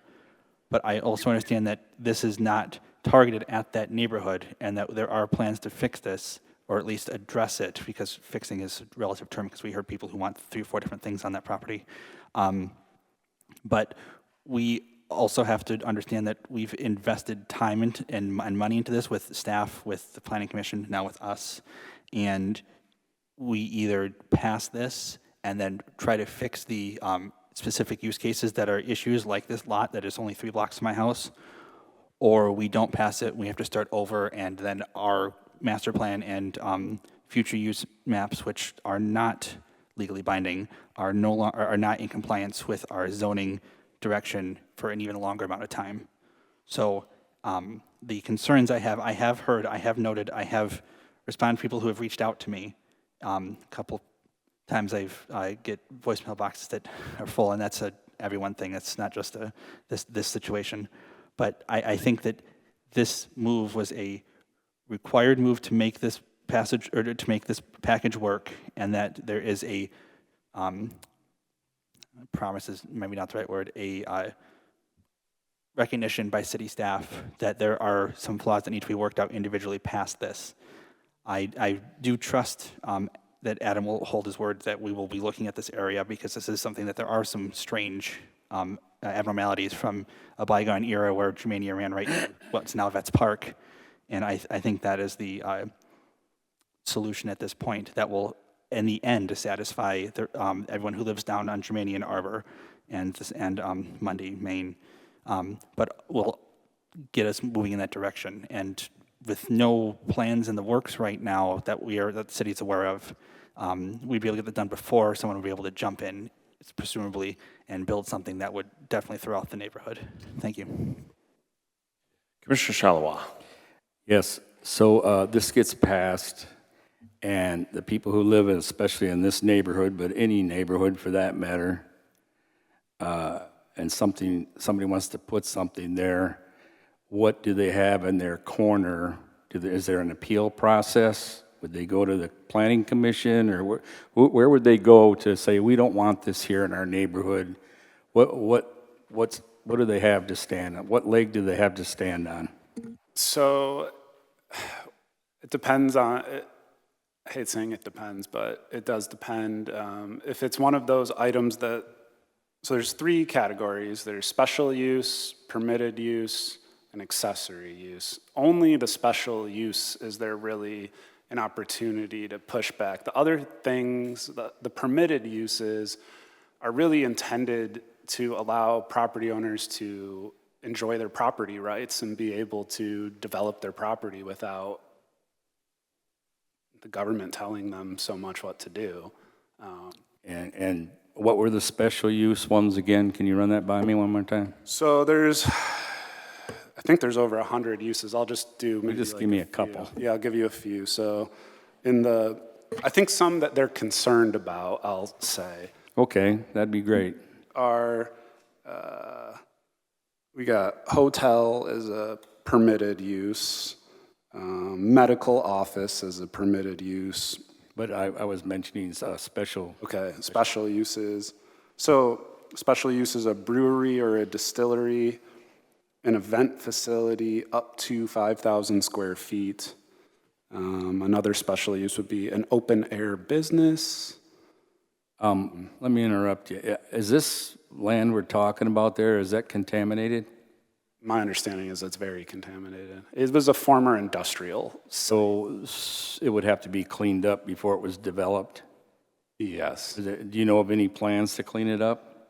I don't know of any plans we have not spoken with the property owner. It would have to happen before somebody could do something there. So you could even throw in there that nothing's going to happen anytime soon? It's not, unless they were extremely motivated, I don't see how they would be able to do it quickly. Okay, that's all I have. Thank you, Commissioner Zanotti. Zanotti. Yep, Commissioner Zanotti. Okay, I have, first of all, on the Germania Street neighborhood, I applaud those people that they're together. They searched this out without a whole lot of notification to find something that was going to affect their neighborhood. To me, the people are speaking. They don't want this kind of zoning in their neighborhood. Now, we kind of use a little loose terms here between reclass and rezone. If you rezone, people get notified and there's public hearings. The reason I bring this up, in these changes, there's more to the changes than Germania Street, okay? We're talking about changing the ability to turn houses into duplexes by their zoning, okay? Well, you know, I don't know that some of the more affluent neighborhoods we have, your Kupka Courts or whatever, or $300,000 houses, I don't know that people want to live in a neighborhood that next door could be a duplex. My house is zoned R1. I can't turn it into a duplex, okay? But without talking to me, we're going to change that. And that's not right. With all these changes, has any work been done with infrastructure, and can we support it? Because there's a whole lot in these zonings, from shrinking down yard sizes to putting little houses in backyards. You know, has any work went in how we can, does our infrastructure support this, okay? You know, departments work together. And then I guess the last thing is, because we're kind of going back and forth on this, is, okay, we can pass this tonight and then tell people we're going to amend it later, okay? So let's build a house. Let's not get the kitchen right, and after we build a house, I'll come back and remodel the kitchen. I don't care that there's been a lot of effort put into this. If it isn't right, it isn't right. We need to go back to the drawing board. That's not that big of a deal. A lot of the work they've done is still going to be the same. They just have to fine-tune it. They're not starting from square one. I think we got to get this thing right, and we have to involve the people. I don't see how people can change by reclassifying at my house without being, you know, when I figured this out, I've talked to 20 or 25 people. They had no idea they were going to be changed from R1 to R2. They don't even know what R1 or R2 is. And when I explained it to them, they're not in favor. I'm not ready tonight to support this resolution, and I'll be voting no on it. Thank you. Thank you. Commissioner Morris. Through the chair to Adam, how difficult, let's say this passed tonight, how difficult would it be to change the permitted uses for MU? Let me give you an example. So let's say for a quadplex, right? R1 can't do a quadplex. For MU, it's permitted. Let's say we wanted to change it to a special use, right? After the fact. How difficult would it be to get that passed along for that to change for the MU classification to show some items being more special use instead of just permitted? So it's up to the Planning Commission. It's not necessarily difficult. The question is how well does it align with the master plan? I mean, we look at the master plan as the document that this is what the community told us that they wanted. So that's what the planning department follows. So I think a lot of the things that I've heard tonight, I don't see those being issues that are, or uses that can't be changed. I don't think it would be difficult. I think the Planning Commission would be open to making those changes, but that's just my opinion. I don't necessarily speak for the Planning Commission.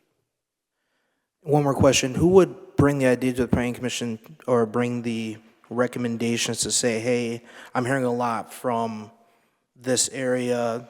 They would prefer, let's say, the quadplex to be considered a special use for MUs in general. Who would make that recommendation to the Planning Commission, and then I guess how would that process work? Well, I would be happy to bring it to the chairperson, and then it's just a choice to put it on the agenda, the chairperson's choice. And I guess the challenge that I hear with this is trying to find that consensus among that neighborhood. I understand what they want, but trying to have that fit within the zoning code, you know, to be tight to what they want. I think that would be the challenge. And, you know, I don't think there's like a spokesperson for that neighborhood. So that's kind of, I think we rely on them to come to the Planning Commission and make their voice heard there, so we could try to get that consensus. Thank you. And I do want to say that I just use quadplex just as an example here, not necessarily saying they do or do not want a quadplex or what I've heard with the people of Germania talking about. But I appreciate you elaborating on how a process could get started to possibly assist in showing the Planning Commission what the people want. Thank you. Mm-hmm. All right, Commissioner Tenney. Thank you to the chair. Speaking of the Planning Commission, thank you to all the folks who volunteered to sit on all of our boards. Also, shout out to city staff and the consulting firm for their hard work on this. Sir, my understanding is one of the main goals of this new plan is to be considered redevelopment ready. Is that accurate? That is accurate. Okay, and part of that is viewing mixed use as a right and not a privilege with a bunch of red tape. Is that also accurate? That's accurate. Okay, so what would be the goal of being, or what would be the benefit of being redevelopment ready? Just real quickly, if you could, please. So there's two levels of certification. There's the essential, which is like the basic level, which we are now, and then there's certified, which is what we're going for. Basically, it's money. We become eligible for a lot more funding, grant opportunities, technical assistance. it makes us more competitive. I heard someone speaking earlier. It kind of distinguishes you from other communities, so it would allow us to potentially have more funding for infrastructure. So to a city who struggles to do the bare minimum, like, give adequate quarters to our firefighters, for example, fix our streets, things like that, this could get us more dollars for various things around the community. It can help support a lot of things, yeah. Okay. Additionally, one of the things that we hear a lot from folks, because I do believe that we have a listening board, is that we need to attract residents. Of course we do. We have a declining population, right? And also that we need to attract developers and jobs. I feel as if, and correct me if I'm wrong, please, this is more of an inference, being redevelopment ready, holy smokes, that would accomplish those two things. That's the hope, right? That's correct, and we have had developers express very, positive, have been very positive in their feedback regarding this new ordinance. So I do think it would help us attract new development. Okay, and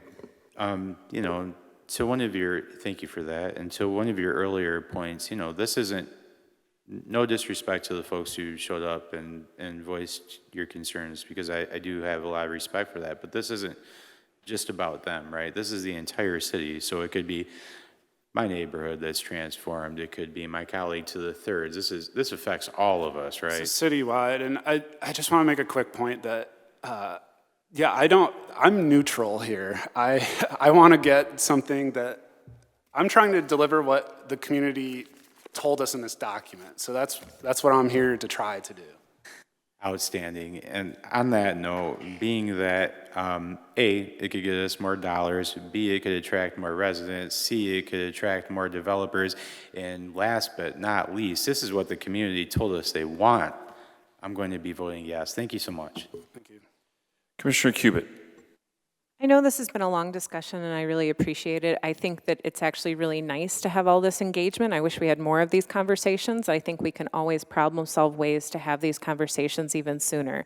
I remember over a year ago, before I was on the commission, I happened to go to the Zoning 101 presentation that was offered by our consultant, and since then I've been learning a lot. I am a liaison to the Planning Commission. I've been sitting in these epic meetings to go through all of this. I know that we also have a deadline tonight to get the consultant paid is important. But I also think that we can do all of the things. We can do something systematically as a whole where we're not infringing on individual property owners, while we can still address concerns that we're hearing from a community in a collaborative way that still makes sense. So I just want everybody to know that they were heard, but I'm also very excited about the hard work that went into this, and I will be voting yes tonight. Commissioner Coakley. Just a couple questions. In our area, mid-Michigan here, how many cities are ready like this if this passes? Ooh, that's a tough question. I don't have the answer to that. I would have to guess.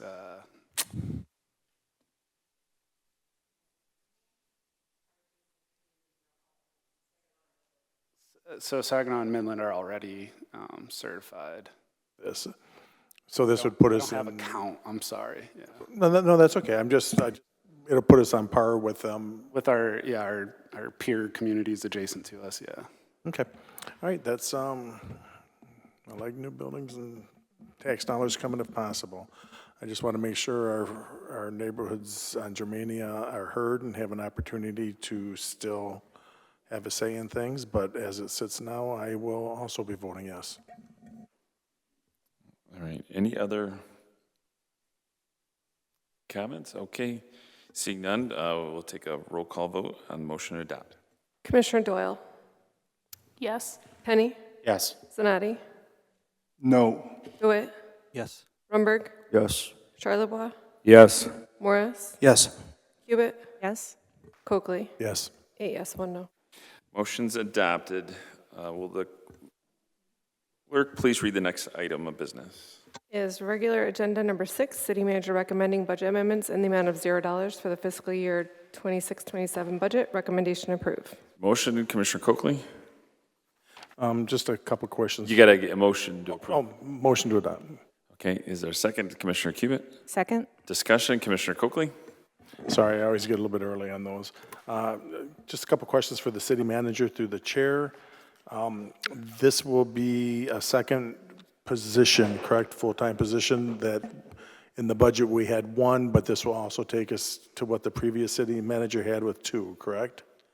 Yes, that aligns with where we've been historically for the last at least 9 years. Okay, so there will be two full-time positions. You're not going to include a secretary with that? That's correct. Okay. I see the funding of this is drawing on a few reserves, Brownfield, Marquette, and the IT. We're good with that with the city attorneys? It's We okay for us to- are, yes. Okay.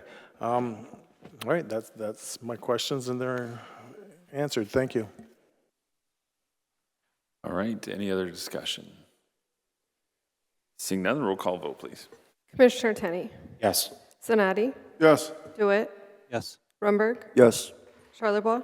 Yes. Morris. Yes. Cubit. Yes. Coakley. Yes. Doyle. Yes. 9 yes. All right, motion's been adopted. Will the clerk please read the next item of business? Reports of officers 8, city manager recommending land contract with Mike Spencer for the unused city-owned vacant property located at 501 Michigan Avenue in the amount of $200 to build a single-family home. Recommendation approve. The motion, Commissioner Cubit. Move to approve? Is there a second, Commissioner Tenney? Second.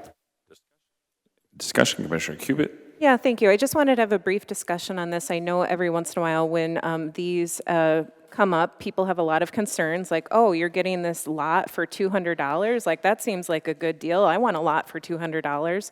So I just wanted to spend a moment to go through the process and also to highlight the condition. So this is a land contract where it's specifically conditioned on developing the property and having a certificate of occupancy on or before May 1st, 2027. So if the developer fails to follow through in building that single-family home, they have breached the terms of the contract, and basically the city has a mechanism to forfeit the land contract or receive a quit claim deed directly from the developer, and we have the property back. That this deal is specifically conditioned on the developer following through on building a single-family home as proposed, correct? Yeah, before I answer that, I want to, Shelley, oh no, I'm sorry, it's Sarah.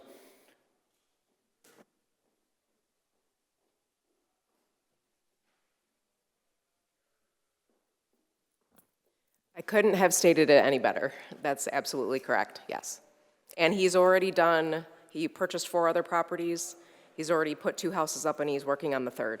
So this will just be an additional property. And he is planning another development of a complete entire city block as well, so. Great. And then if someone else were interested in potentially making one of these deals with the city, can you point them to either the protocol or how they could find out more information? Absolutely. Directly on our economic development website is our policy. It has all the information on it. It also has a list of all of our, it's separated by commercial, residential properties. My contact information is there, so they can absolutely give me a call and we can chat about it. But our policy is right on there. So minimum bid is $200 for a 50 by 100 lot, so. That's awesome. Thank you. And I'm glad to hear that this developer is following through on actually building homes in Bay City. Yes. Any other questions? All right, thank you very much. We'll roll call vote on the motion to adopt. Commissioner Zanotti. Yes. DeWitt. Yes. Was that a yes? I'm sorry. It says it's on. It's very Thank you. quiet. Yes. Rumberg. Yes. Charlebois. Yes. Morris. Yes. Cubit. Yes. Coakley. Yes. Doyle. Yes. Tenney. Yes. 9 yes. Motion is adopted. Is there any other business? Oh, yeah. Regular Agenda 1, Commissioner Tenney's resolution regarding resolution availability. Is there a motion, Commissioner Tenney? Move to approve. Is there a second, Commissioner DeWitt? Second. Discussion, Commissioner Cubit? Yeah, I think it makes sense to have a way for us to label things. That's pretty easy. I don't know if our city manager would have an idea of how much staff time it would take to retroactively go back to 2010. I know it says reasonable amount of time, and people can decide what reasonable means, but that is quite a project. But I guess a word that gave me pause in here is just the word codify. So we do quite a lot of things on the commission, but a lot of what we do is giving direction to the city manager to either implement policy. We do have public hearings, we do actually change ordinances, but a lot of the things that we're doing as commissioners giving direction to the city manager. So I guess that word just sort of gave me pause. But in general, I'm all for having an easy way to look up and access and find things. And I guess I would also just be curious, any comments, questions, or concerns by the city manager for our discussion?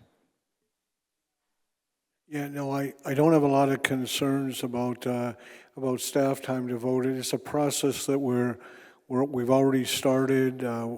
We're ultimately going to go through that with, and I think the clerk could speak to this if she's so inclined, but no, I don't have concerns about, I don't have an estimate for you for staff time, but a lot of that stuff is, as I understand it, was already digitized, which makes the process fairly quick. Were we to go back historically to, the founding of the city, I would have a lot more of an issue. I think we're probably good at the 16 years and moving forward without a significant impact. Do you want to talk about that a little bit, Tisha? Sure. So we actually do already have a list by year. I've been doing that since 2015, and I've never been asked for the list. It's always been available. It's just we've never been requested for that list. I did suggest numbering them when I came in 2015, and that was a decision that was denied at that time. So we would not retroactively number the resolutions because all those official minutes have been approved. It would just be from tonight going forward. And then even with the numbering from tonight, we will number them by year first, much like our resolutions, and then picking up with whatever number resolution the first one on the agenda was. So you're not going to see a 2026-1, for instance. It's going to pick right up so that we know in 2026 there are X amount prior to that. So the list is available.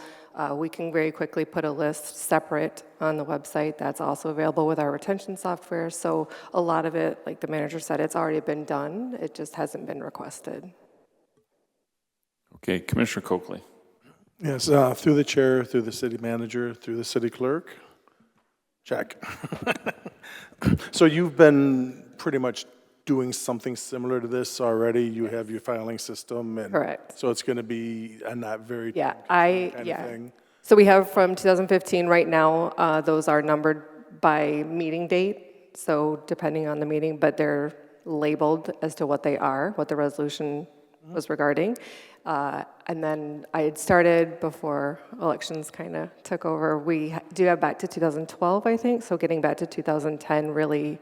It's all in the minutes as well, so it's really just a matter of extracting that and itemizing those years prior to. Just my interactions with you seem like a pretty organized person, and that validifies that.